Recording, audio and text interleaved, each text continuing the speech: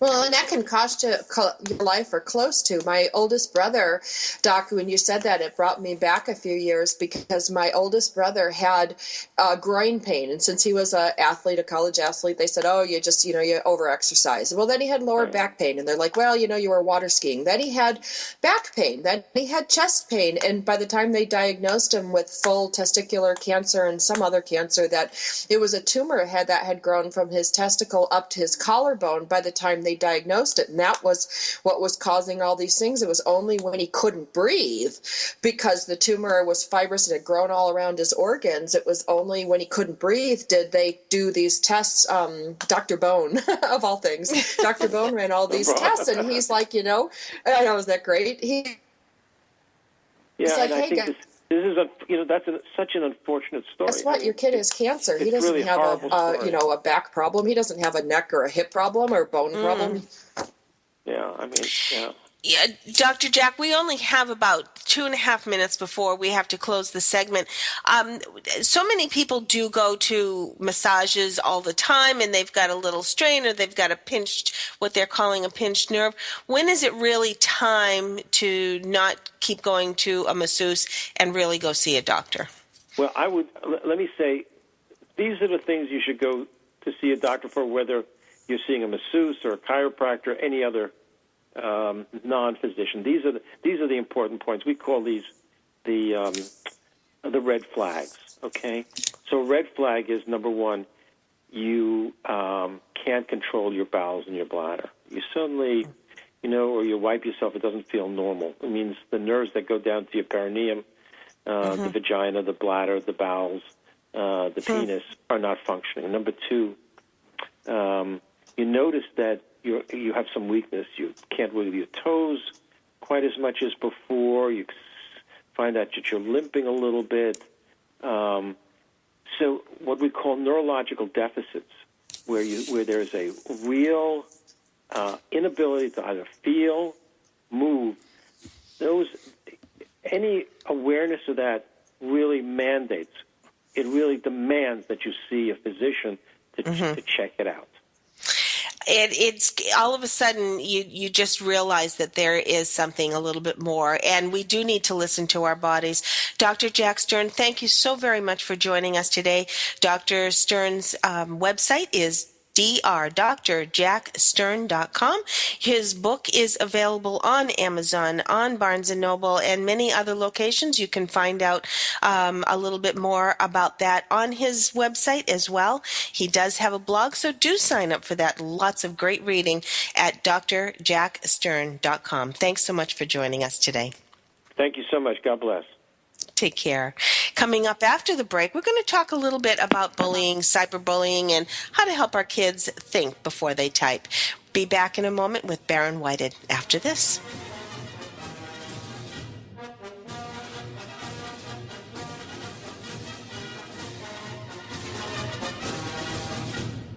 Are you a military mom looking for help in dealing with the system?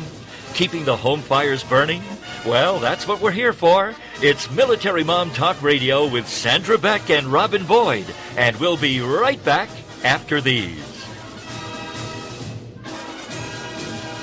Have you heard? The pages of American Patchwork and Quilting magazine come to life on our new weekly online radio show, American Patchwork and Quilting. Join Pat Sloan, our blogging and quilt designer host, as she talks about the latest trends, ideas, and inspirations.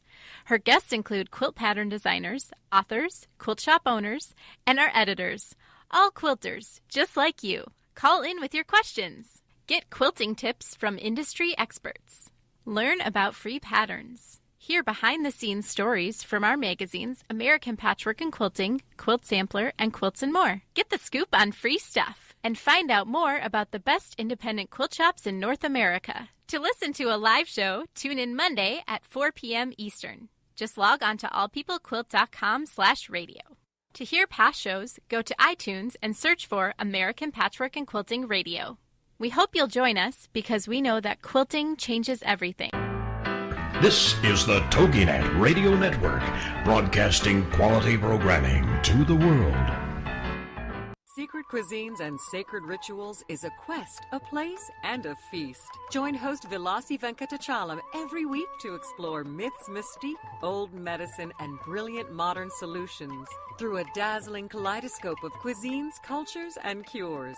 This is the place where tribes gather, strangers and familiars, to be memory keepers and makers of our evolving, enduring, evergreen, spoken legacy of wisdom and ingenuity. In Velasi's words, when we do old things in new ways and new things in old ways, we paint with an inspired palette, weave our own healing traditions, and become our own guru. Vilasi is a troubadour of secret cuisines and sacred rituals. She collects stories of wisdom, ingenuity, and grit. She believes wellness and transformation happen when you stand at the threshold of delight and discovery. She displays her hidden penchant for drama when she leads the safari at the supper club. Her favorite pastime is to extol the marvels of cuisines, cultures, and cures. To her audience in workplaces, seminars, and salons, her mantra is, be your own guru. She is a biochemist, botanist, and alchemist who likes to churn delightful, useful things from a brew of art and science, ancient and evolving, old medicine and new cures. Join Vilasi every Friday at 11 a.m. Eastern Standard Time, only here on the Put a Woo boot in your ass, it's the American way. Hey, Uncle Sam, put your name at the top of his list, and a statue of liberty started shaking. Welcome back to Military Mom Talk Radio on TogiNet.com. Covering topics to help on the home front with help from those who know how the system works and how to work the system. It's more fun than a sail at the BX. Now let's get back to it. It's Military Mom Talk Radio. Here again are your hosts, Sandra Beck and Robin Boyd. Hi, Military Moms. This is Sandra Beck, and I'm here with Robin Boyd. And Rob, we just visited with Dr. Jack Stern. His book is called Ending Back Pain. You're going to want to look it up. And I thought that was really interesting about so many statistics with respect to back pain in the military, whether it's the civilian side or the service member side. Absolutely. Really interesting. I'm very anxious to read more from his book. Definitely. Yeah, so we're going to bring on Barron Whited, and we're going to switch gears a little bit. We're going to go from back pain to kind of bullying and cyberbullying, because there's a whole different set of rules out there for parents today. I'm experiencing it myself. I wouldn't have expected to have a conversation with my 8-year-old about what he's posting on social media. But clearly, he's got a fascination with Selena Gomez and thinks she's so beautiful, and he's telling everybody how hot she is. And he doesn't even, I don't even know if he knows what these words mean. But the fact of the matter is, we've got to have conversations with our kids sooner rather than later about what they're posting on the internet. And for parents who have never posted, this is kind of a really creepy gray area of going, how do I counsel my kids on something I don't use myself and I don't even understand? There's a whole population out there that does not use social media, that don't post, and aren't aware of what the kids are doing today. So I'm really excited to bring Barron Whited today, because he is the expert of the day. So I'm going to go right to Barron, and I'd like you to introduce yourself for our listeners before we delve into questions. Sure. Thank you so much for having me on your show. I'm really looking forward to this topic, because it is a very serious topic that you need to have conversations with your children. But my name is Barron Whited. I've been in the education field for about 15 years, and I've dealt with the college setting, elementary, middle school, and high school. And I am certified in bullying prevention. So I've done a lot of talks with students on this topic and things that, you shouldn't be posting online, and things that are appropriate and what's not appropriate. I've been in the education field a long time and try to help students as well as parents through this difficult time. It is difficult. Tough. Yeah. Yeah. I was going to say it's wonderful that you've had such a scope of K through 12, because I'm sure that as much as you may see similar behaviors, being able to address those behaviors at different ages must be quite different. And Sandra's talking about her 8-year-old. When do we start? I think the conversation comes even before the social media element. I think it's talking even about sitting at the table and saying, what do you think about that? Or I used to sit with my kids and say if there was something controversial on TV, and we would pause the TV and say, what do you think about what just happened, and having those conversations. How do you bring these topics into a family conversation? Yeah, and I agree. You have to start early, because they're exposed to so many different things, and you have to look at where they're at developmentally, because they may not be at that point where they're seeing everything that's going on in the world as we see it. But starting just on that safety and talking to them and saying, look, this is what's appropriate. And I always like to go by the golden rule that treat others as you want to be treated. And when you look at the online world, don't post something that you would find inappropriate. And I always use this analogy. Just think about what you're posting. Would you want that in the middle of the hallway in school? And if they're saying no, then probably you don't want to post it or take a photo or tag someone without their permission. But I think starting early is always good. Even I always try to say, when you have something negative in your life, always turn it into a positive. So what I encourage parents to do is at the dinner table say one positive thing that's happened to them during their day. And sometimes say, well, I don't really have anything. But think about that and say, okay, there has to be something. Did you help out a friend? Did you help out the teacher? Did you answer something correctly? Did you surprise yourself in anything that you did as far as your homework assignment? Things like that. And I think if you start those conversations, it can really change a child's thinking.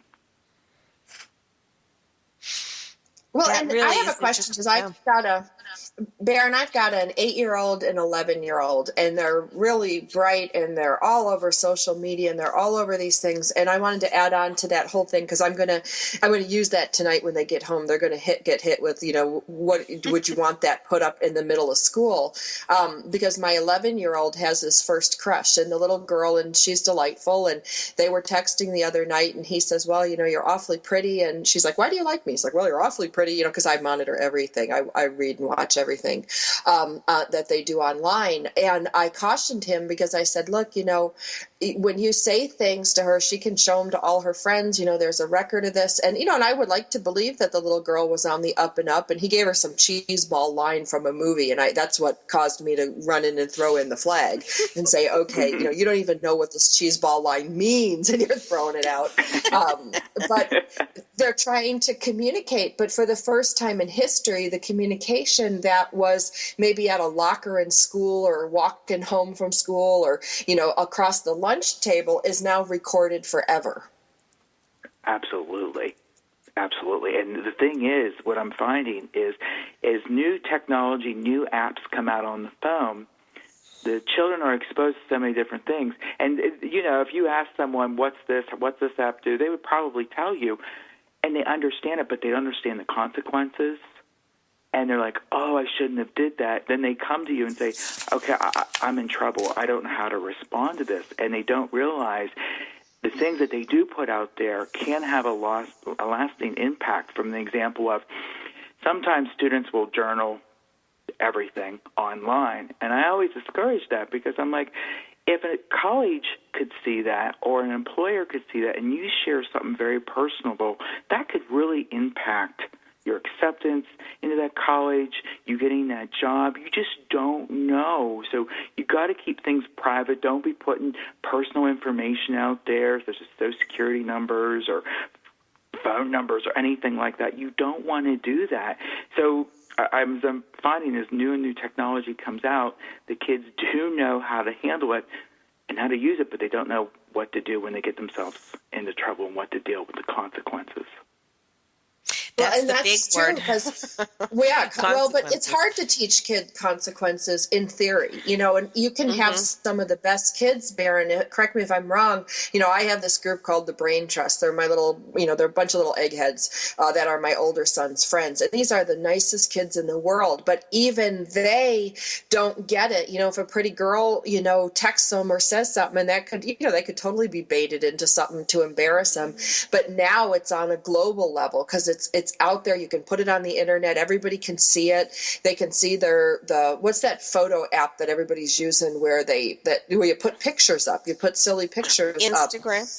Instagram. Yeah, and they all have these Instagram accounts. And one of the little girls in 6th grade put a provocative picture, and now she's the school whore. Now, whether she was or she wasn't, the fact of the matter is one little picture changed the perception, including me, of every parent who saw that picture. It's like, oh no, you're going to stay away from her. Oh no. And, that little girl with maybe intended or unintended, we don't know, but you can take that and really, that's going to stick with her. It's much more than thrown up in class or who's the kid who peed their pants in 6th grade. Now it's a whole different ballgame. Absolutely. And I always say, if I was to Google your name and put it in quotes, what would I see online? And they're like, well, I don't know. Well, chances are, if you're posting these pictures of inappropriate stuff, that could come up underneath your name or someone that you care about. So always be careful on what you're putting on there. And again, with the tagging, I've run into situations where, kid wasn't comfortable with what the other kid put on as far as tagging. I said, did you ask them? Well, no, I just thought they would like it. Well, they didn't. So from now on, you need to ask permission before you tag someone, in different pictures and things like that, but they don't think about those things when they do it. They think it's fun and, I can do all these technology things and cool stuff on my phone, and they're not really thinking about that, the responsibilities behind it. Even as adults, we need to remember these things. I sometimes just kind of so surprised how much information gets posted on there. We are at the end of the show. Barron, what is one thing that you could probably say to a 16-year-old that would help them think about consequences? I would just say, before you type anything online or post anything, I want you to think about what exactly is it saying. And if you were put yourself in that other person's shoes, would you be offended by what you're saying? So think about that, because that can really decide whether you're going to post or type something online. I think, and the reason why I asked about a 16-year-old, because those are the ones that are very, very difficult to change, I think. Barron Whitehead, thank you for visiting us. It's so much information for us to think about as adults as well as for our children. Please visit him at Barron Whitehead, and I'll spell that BarronWhited.com. Thanks for being with us, Barron. Thank you. And thanks again to Dr. Jack Stern for being with us. Sandra, thanks for having a great event over the weekend for Toys for Tots. You were a rock star. And we will be back next week with y'all. Hope you have a great week. We'll see you next week on Military Mom Talk Radio.